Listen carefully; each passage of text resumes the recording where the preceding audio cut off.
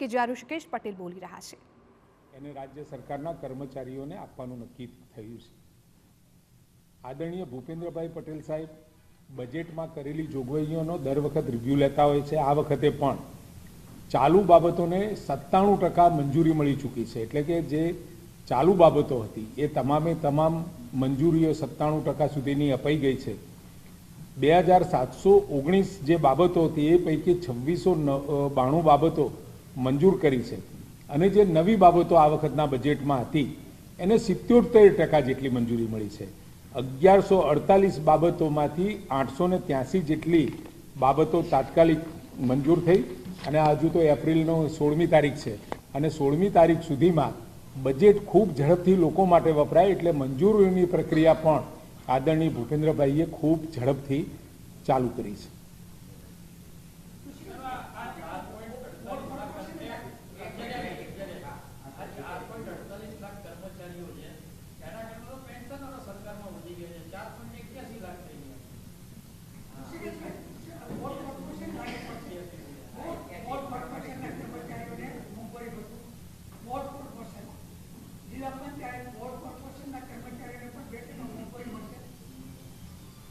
આ નિર્ણય એ રાજ્યના કર્મચારીઓ માટેનો છે અને એમાં પણ જે છઠ્ઠું પગાર પંચ છે એ છઠ્ઠા પગાર પંચમાં પણ આને 6% જેટલો એ વધારો ત્યાં મળશે, પરંતુ રાજ્ય બોર્ડ કોર્પોરેશનના જેટલા પણ કર્મચારીઓ છે એ બાબતનો નિર્ણય હવે પછી થશે।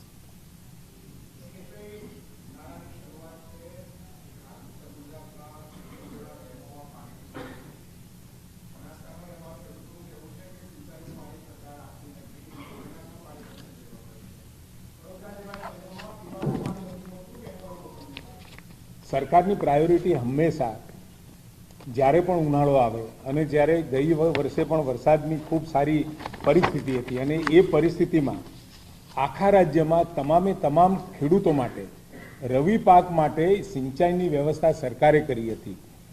આજે રાજ્યની અંદર ઉત્તર ગુજરાતના 8, મધ્ય ગુજરાતના 6, દક્ષિણ ગુજરાતના 4 અને સૌરાષ્ટ્રના 35 અને કચ્છના 9 મળી કુલ 62 જળાશયનું પાણી આપણે એમાંથી 17,470 MCFT પાણી કે જે પીવા માટે આપણે અનામત રાખ્યું છે એની સામે 2,85,168 MCFTનો જથ્થો ઉપલબ્ધ છે। એટલે જ્યાં પણ ઇરિગેશનની વ્યવસ્થાઓ છે અથવા તો જે ઇરિગેશનના કમાન્ડ વિસ્તારમાં આવતા ખેડૂતો અથવા તો એ જિલ્લાઓ કે જ્યાં પાણી આપી શકાય એમ છે ત્યાં તમામ જગ્યાએ પાણી આપવાનો સરકારે નિર્ણય કર્યો છે। 15મી મેથી એ પાણી આપવાનો નિર્ણય કર્યો છે, પરંતુ જે જગ્યાએ જે જિલ્લાને જે ખેડૂતો અને જે ઇરિગેશન યોજનાઓનું પાણી કદાચ એ જળાશયમાં ઓછું હોય તો ત્યાં આગળ પાણી આપવાનું શક્ય ન બને, પરંતુ અત્યારે દરેક જગ્યાએ કદાચ બનાસકાંઠાની અંદર પણ જે ભૌગોલિક પરિસ્થિતિ અને જે નર્મદાના કામો ચાલુ છે એના કારણે પણ કેટલીક મુશ્કેલીઓ છે, પરંતુ શક્ય હોય એટલું ગુજરાતમાં દરેક જગ્યાએ પાણી આપવાની સરકારની તૈયારી છે અને હાલ 15,720 ગામ, 251 શહેરો અને 372 જેટલી જૂથ યોજનાઓ દ્વારા પાણીનું પીવાનું પાણી આપણે પહોંચાડી રહ્યા છીએ અને લગભગ 2432 ગામોમાં ભૂગર્ભ જળ આધારિત પણ આપણી યોજનાઓ ચાલુ છે, ત્યાં ભૂગર્ભ જળ દ્વારા એ પાણી આપણે આપીએ છીએ। આમ એકંદરે 207 જળાશયોમાં અત્યારે 55% પાણી છે, એટલે 4,92,165 MCFT પાણી છે। એટલે ગયા વર્ષે જે પરિસ્થિતિ હતી એના કરતાં પણ 6% પાણી વધારે છે અને નર્મદામાં પણ 10% જેટલો પાણીનો જથ્થો વધારે છે।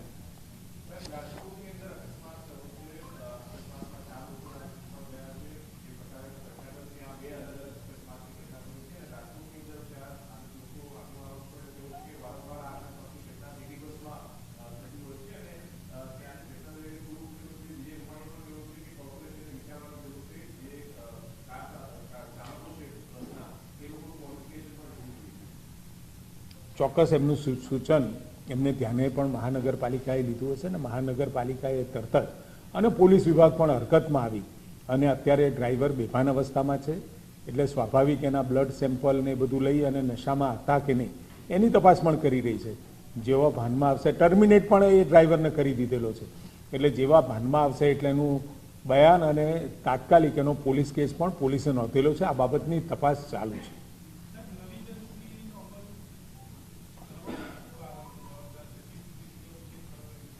નવી જંત્રીનો અમલ જ્યારે કરવાનો હશે ત્યારે સૌથી પહેલા તમને જ કહીશું.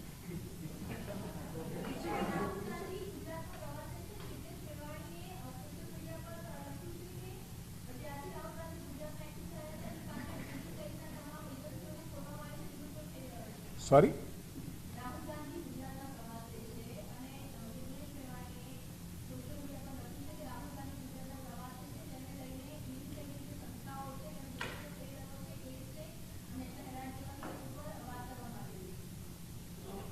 ક્યાંય ખોટું થતું હોય, ભ્રષ્ટાચાર થયો હોય તો ખોટી રીતે કોઈ સંપત્તિઓને હડપ કરી લેવામાં આવી હોય, એવા સંજોગોમાં કેન્દ્ર સરકારની હડપ છે. જ્યાં પણ ખોટું ફરજ છે કે જ્યાં પણ ક્યાંય ખોટું થતું હોય આખા દેશમાં, અને પહેલી વખતે ઈડીએ કરેલી કાર્યવાહીમાં સૌથી વધારે રકમો એ આ એનડીએ સરકારમાં એકત્રિત કરી છે. અને એ રકમો સૌથી વધારે, હું એટલા માટે આ કહેવા માગીશ કારણ કે આ કેન્દ્ર સરકાર દ્વારા અથવા તો રાજ્ય સરકાર દ્વારા, ચાહે ઉપર આદરણીય નરેન્દ્રભાઈ મોદીની સરકાર અને નીચે ભૂપેન્દ્રભાઈની સરકાર, જ્યાં પણ ક્યાંય નાની મોટી ગેરરીતિઓનો અવકાશ હોય તે પૂરી કરવાના, અને ગેરરીતિઓ થતી હોય ત્યાં આગળ સ્ટ્રાઇક કરવા માટે, અને ત્યાં ભવિષ્યની અંદર આવું ના બને એના માટે દરેક જગ્યાએ, અને એજન્સીઓ બધી એ સ્વાયત્ત છે અને એજન્સીઓ પોતે પોતાની રીતે કામ કરી રહી છે.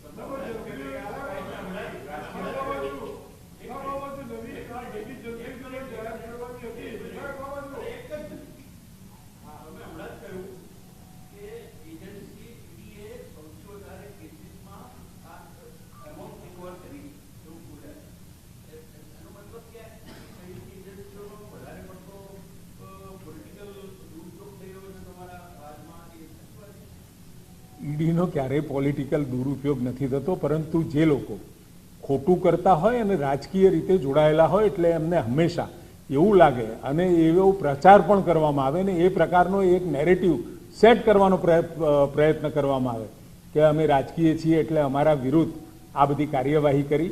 અને આ લોકશાહી દેશમાં કોર્ટના દરવાજા ખુલ્લા છે અને કોર્ટમાં જઈને પણ એમને લાગતું હોય કે ક્યાંય ખોટું થયું છે અથવા તો ઈડીએ ખોટી રીતે રેડ કરી છે તો એ જઈ શકે છે.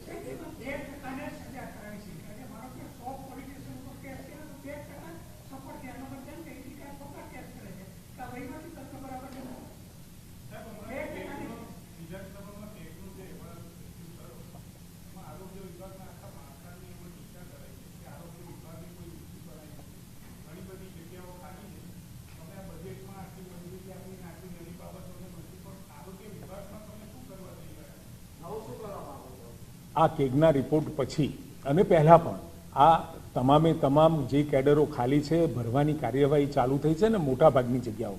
હવે ટૂંક સમયમાં હું તમારા ખૂબ જવાબદારીપૂર્વક કહી રહ્યો છું કે આરોગ્ય વિભાગ દ્વારા પેરામેડિકલ અને મેડિકલ આ તમામ જગ્યાઓ ભરવા માટે સરકાર શક્ય તો ઋષિકેશ પટેલે ખૂબ મહત્વપૂર્ણ જાણકારી આપી. ખાસ તો રાજ્ય સરકારના કર્મચારીઓ માટે ખુશખબર છે. મોંઘવારી જથ્થામાં 2% વધારો કરવામાં આવ્યો છે. મોંઘવારી ભથ્થામાં 2% વધારો કર્યો. સાથે સાથે ખેડૂતોને લઈને પણ તેમની જે પાણીની સમસ્યા છે તેને લઈને પણ આ કોન્ફરન્સમાં તેમણે વાત કરી છે.